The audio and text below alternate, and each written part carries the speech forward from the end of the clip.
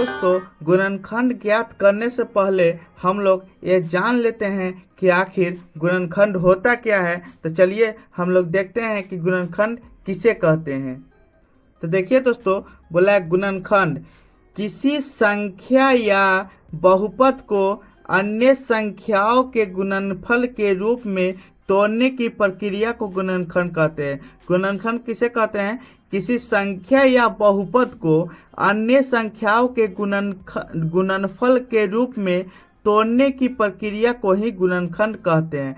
जैसे हम लोग देखते हैं, अब देखिए दोस्तों, जैसे हम लोग इस प्रकार से इसको समझ सकते हैं, जैसे यहाँ पे 12 का गुणनखंड निकालना है, 12 का, तो ऐसी दो संख्या जिसको गुणनफल के रूप में लिखना है, यानी गुना के रूप में, जैसे गुना करे तो वह हमको वो संख्या प्राप्त होना चाहिए, यानी 12। अगर हम लोग को 12 का गुणनखंड निकालना है तो ऐसी दो संख्या लेंगे जिसको गुना करने पर हम लोग को 12 आना चाहिए। जैसे 1 गुने 12, जिसको अगर हम लोग गुना करेंगे तो हम लोग को सिंपल से यहाँ पे 12 प्राप्त हो जाएगा। उसके बाद देखिए दोस्तों 2 गुने 6, इसको भी अगर हम लोग गुना करेंगे तो हम लोग को यहाँ पे 12 प्राप्त हो जाएगा। 3 गुने 4, अगर इसको भी हम लोग गुना करेंगे तो यहाँ पे 12 प्राप्त हो जाएगा। हम लोग एक और एग्जांपल देख लेते हैं, जैसे 24 का। अगर हम लोग को 24 का निकालना है तो ऐसी दो संख्या लेना है, तो ऐसी दो संख्या कौन कौन हो जाएगा? 1 और 24। इसको अगर हम लोग गुणनफल के रूप में यानी गुना करेंगे तो यहाँ पे 1 और 24, 1 गुने 24 यानी 24 आ जाएगा। उसके बाद देखिए दोस्तों 2 गुने 12 यानी 12 दूनी 24, ये भी गुणनफल के रूप में लिखने पर 24 आ जा रहा है। 8 3 24, ये भी आ जा रहा है। 6 चौक 24, ये भी आ जा रहा है। तो चलिए हम लोग इसके क्वेश्चन पर चलते हैं। तो देखिए दोस्तों, हमारा क्वेश्चन क्या कर रहा है कि 3x² प्लस 5x प्लस 2 का गुणनखंड निकालना है। किसका? 3x² प्लस 5x प्लस 2 का हम लोग को गुणनखंड निकालना है। तो देखिए दोस्तों, मैंने आप लोगों को बताया था कि एक्स स्क्वायर के साथ कोई भी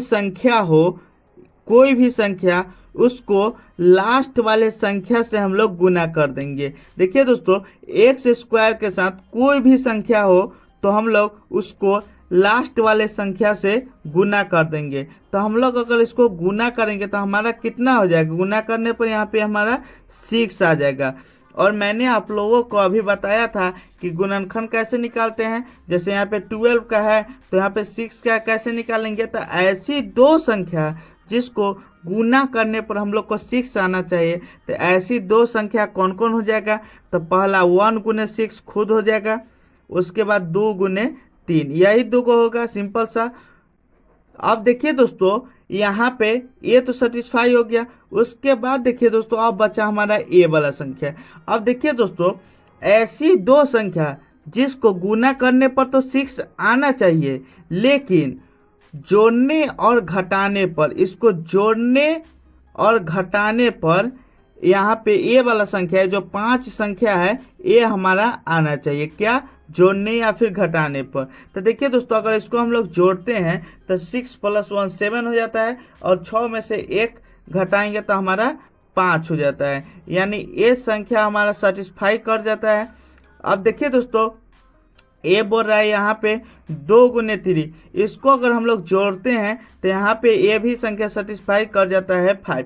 अब देखिए दोस्तों, हम लोग का एक बात का और ध्यान रखेंगे कि अगर हम लोगों को यहाँ पे प्लस दिया रहेगा तो हम लोग ऐसी दो संख्या लेंगे जो दोनों को पॉजिटिव में जोड़ने पर या फिर जोड़ने पर 5 है, यानी यहाँ पे पॉजिटिव बोलेगा तो हम लोग पॉजिटिव लेंगे। अगर यहाँ पे निगेटिव बोलता, यहीं पे निगेटिव बोलता कि हाँ हम लोग को मतलब घटाने पर 5 है, तब हम लोग यहाँ पे +1 घटाते -6 में से।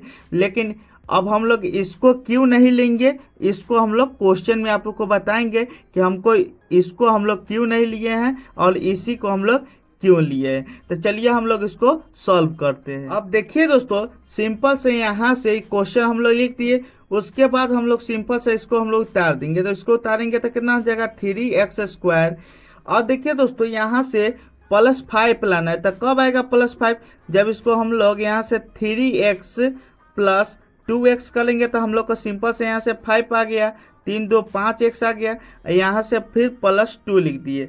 अब देखिए दोस्तों, यहाँ से हम लोग इसको यहाँ पे ऐसे, यहाँ पे भी 3 है, यहाँ पे भी 3 है, यहाँ पे हमारा 2 गो एक्स है और यहाँ पे हमारा 1 गो एक्स है। तो यहाँ से 3 कॉमन आ जाएगा यहाँ पे, और यहाँ से 1 एक्स कॉमन आ जाएगा, ठीक।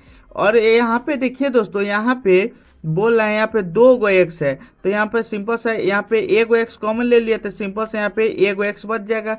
यहाँ पे बोल रहा है यहाँ पे 3x कॉमन ले लिए, तो जब कुछ नहीं बचेगा तो हमारा 1 बच जाता है, यहाँ पे +1 हो जाएगा। अब देखिए दोस्तों, यहाँ से सिंपल सा प्लस था, प्लस दे देंगे। और यहाँ पे देखिए दोस्तों, यहाँ पे 2 बोल रहा है, यहाँ पे भी 2 बोल रहा है, तो यहाँ पे 2 कॉमन ले लिए। यहाँ पे x नहीं है तो हम लोग x कॉमन नहीं ले सकते हैं, तो यहाँ पे भी हमारा x +1 आ जाएगा। अब देखिए दोस्तों, मैंने आप लोगों को अभी बताया था कि गुणनखंड में हम लोग को a वाला संख्या यहाँ पे x+1 और a वाला संख्या दोनों को सेम लाना रहता है।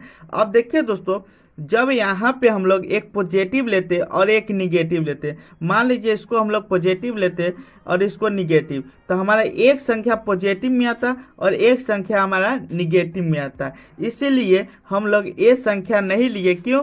क्योंकि गुणनखंड के अनुसार हम लोग को ये जो संख्या है और ये भी संख्या दोनों को सेम लाना होता है। ये दोनों जो संख्या है, ये दोनों को हम लोग को सेम लाना है, तभी एक गुणनखंड के नियम को सत्यापित करेगा। तो देखिए दोस्तों, यहाँ से हम लोग को यहाँ पे आ गया x+1 और x+1, तो हम लोग सिंपल से इसको लिख सकते हैं, x+1 लिख दिए।